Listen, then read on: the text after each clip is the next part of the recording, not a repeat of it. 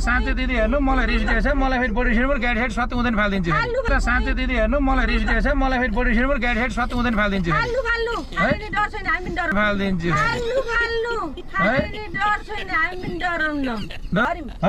त्यही तपाईँ जरा भनेर यहाँलाई लिएर जान्छु त्यसमा तपाईँ यहाँ त पैसा दिने छैन पहिला पैसा दिनुको पुलिसलाई पैसा दिनु फोन त गर्न पर्छ तपाईँले दुईटालाई मैले 50 रुपियाँ कसरी जान्छु मैले पुलिस लिएर जान्छु बस्नु आउनुहोस् एकजना अगाडि भन्नु सामान चाहिँ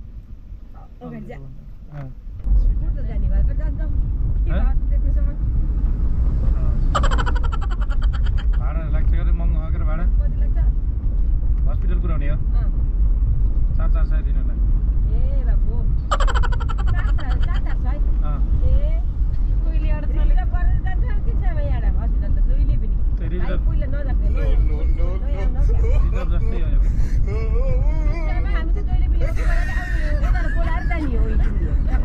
मैले 300 मा तपाईँलाई एउटाको लान सक्दिनँ मैले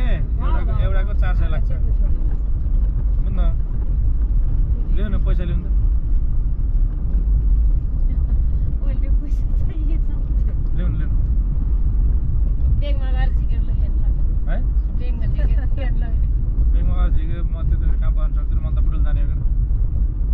मेरो गाडी त्यस्तो गाडी होइन तपाईँ फ्याट्टे हात दिएर रोकाउनु मैले चढाएँ केही भएन के चढाउँदा यो केही होला र है केही हुन्न भाडा लाग्छ भन्ने कुरा हो कि त्यही त भाडा त जसमा गयो नि त दिन पर्छ पर्ने थिएन र हामी त यहाँ बिहार सन्ध्या बेला राखेर 50 दिन्छौँ गर जौनालाई पनि अब गाडी बोलाएर उडेर इमर्जेन्सी जस्तै जान पर्यो नि 300 रुपियाँ उही पुऱ्याउँछन् कि हस्पिटल कुन तिनले फेरि लोकल एक रुपियाँ प्यासेन्जर बोक्छन् होला अरू पनि बोक्छन् होला मैले बोक्दिनँ कि म त रिजर्भ जस्तै हो तपाईँले बोलाउने अब मैले अरूले हात पनि रोकाउनु थाहा भएन भाइ अब हामीलाई त्यस्तो त्यही भएर तपाईँ रिजर्भै सम्झिनुहोस् कि धेरै उ गर्न 700 दिनुभयो होइन अहिले यहाँ हामी सन्देर गएको 700 बहु छ झराल लुसेत नै बुझेत न झर्छौँ छोड्दिनु पैसा दिएर झर्नु कहाँ दिनु पैसा तपाईँलाई पैसा नदिएर कहाँ झर्नु त गाडी चढेछ नझरेर हुन्छ नझरेर हुन्छ पैसा दिए नदिकन झर्नु गाडी 100 ल्याउनु न कहाँ 100 ल्याउनु न कि दिदी 700 ल्याउनु कि बुटोल तपाईँलाई म लान्न गरेर लय पुग्नु होइन तपाईँ लानै पर्दैन अरू गाडी पनि छन् गरेर बुटोल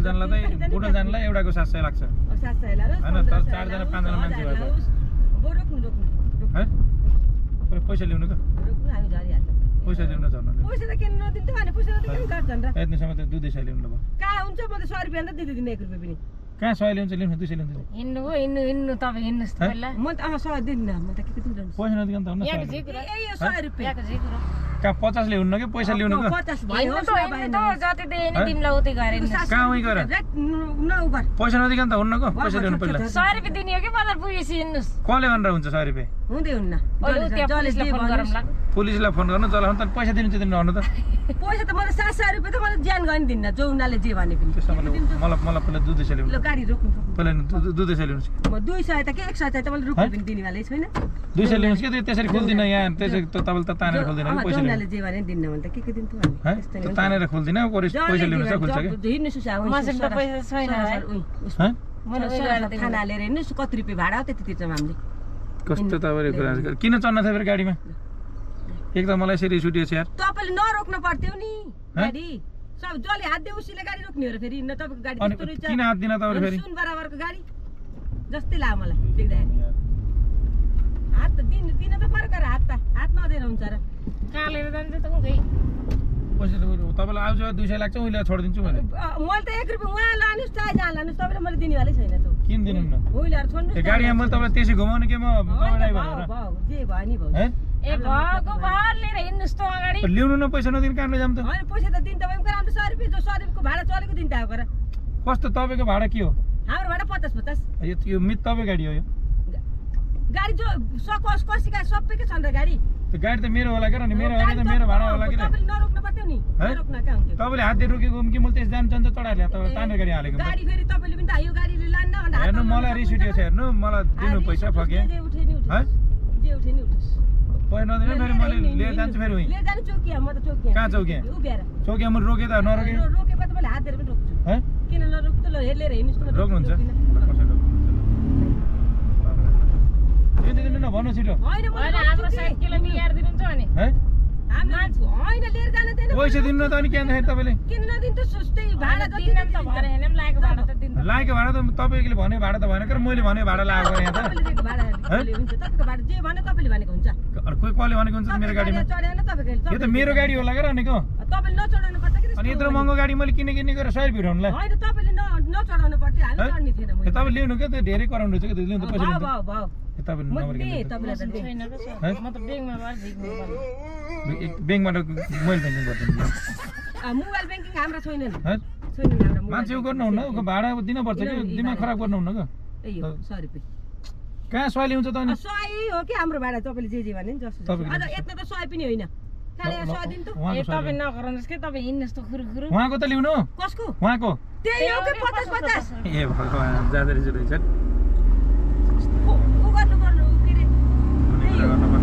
त्यस्ता गरेर 100 रुपियाँले मैले दुई टेत्र मान्छे बोकेर हिँड्छु खोइ हामीलाई गाडीमा गाडी तपाईँले नरोक्नु पर्थ्यो है नरोक्नु पर्थ्यो तपाईँले दिनु नि कि नि भन्नु त छिटो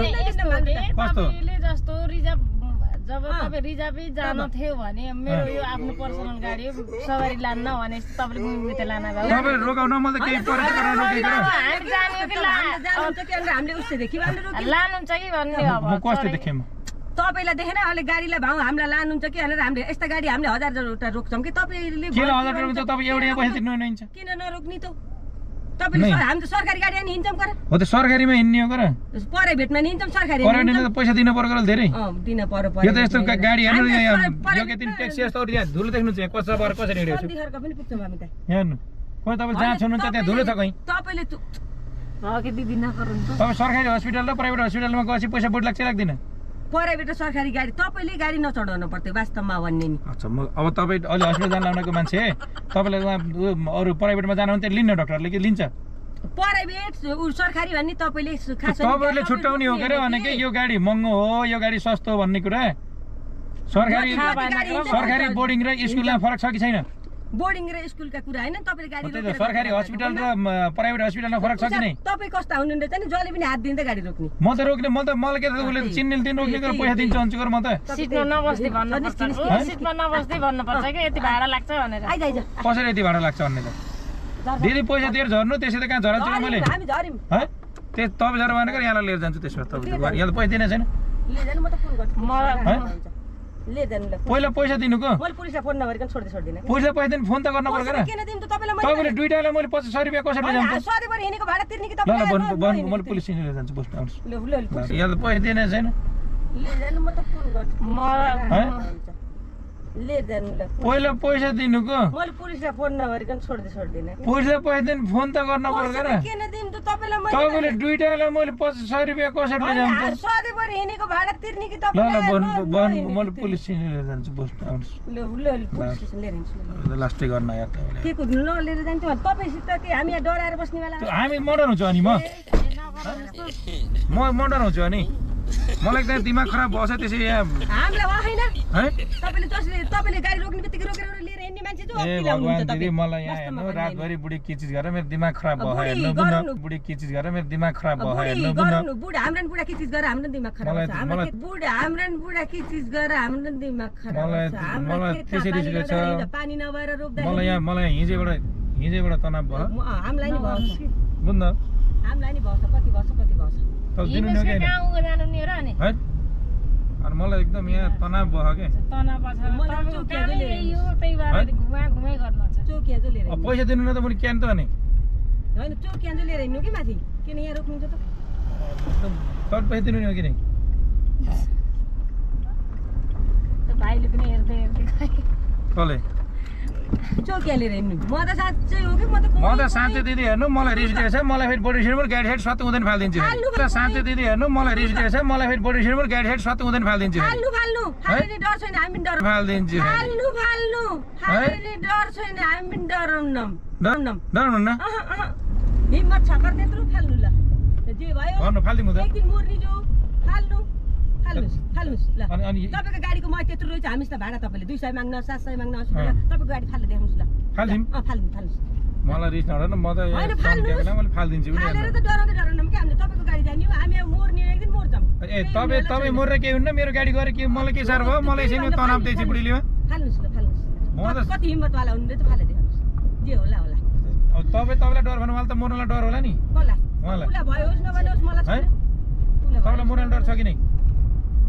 भन्नु छ कि नै डर मर्ने त हो एक फेर त है? हो त तर एक फेर मोर्ने हो, गाडी तपाईँलाई गाडीको माया छैन हामीलाई ज्यानको माया भने फाल्नुहोस् ए, अब यार हो त तर म त मर्दिनँ म त झरेर गाडी ठेल्दिनँ यसरी ए भएन भू चढ्नुहोस् केही भएन तपाईँ जानमा जानुहुन्छ कि हामी जान्छौँ त्यतिर त थाहा होला तर त्यसो तपाईँहरू बस्नुहोस् म पनि खान्छु जाँदा चाहिँ गर्न ठेलेर जाऊँ होइन फाल्नुहोस् है? केही भएन